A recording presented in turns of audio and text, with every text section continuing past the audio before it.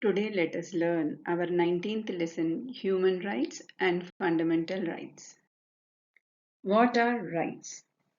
Rights are reasonable claims of citizens. These are protected by law. These comes with the responsibility to protect and respect the rights of other persons. Why do we need rights? Rights are essential for mental and moral development of a person.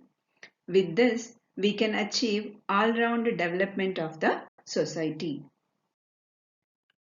Protecting fundamental rights of every citizen is the healthy character and feature of the democracy.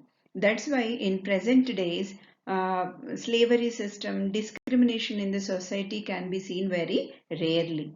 This happens in the democratic society. It safeguards not only the majority people but also the minority. Democratic systems strive to preserve equal ground for all. They allow people to express their opinion and make choices, including the choice of being represented by people they believe in. This choice is called a vote. The basic human rights, which every human being has a right to enjoy, are called fundamental rights. These rights are guaranteed by our Indian Constitution. Six fundamental rights find a place in Part 3 of the Constitution of India. These rights are statutory and guaranteed by the Constitution and protected by the law. Our Constitution has given inherent powers to the court to protect the fundamental rights. Among them, one is writ and another one is a suo motu.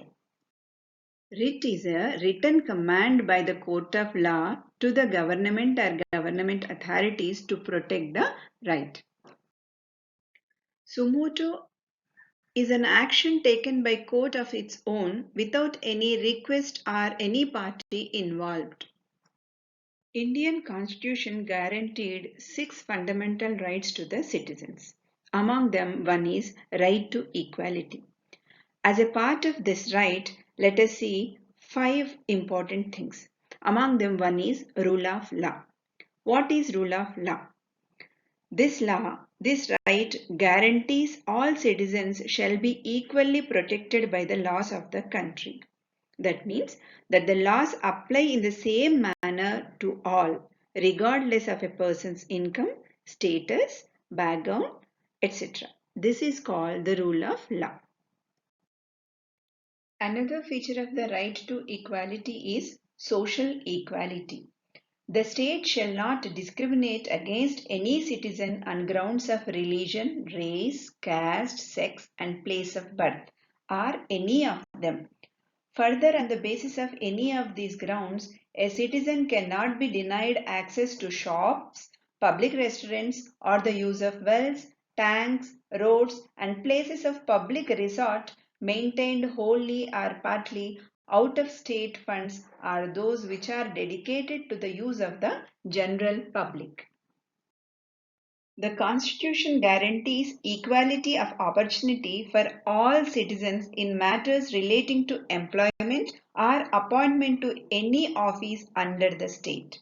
No citizen shall, on grounds of religion, race, caste, sex, descent, place of birth, resident, be ineligible for or discriminated against in respect of employment or office under the state.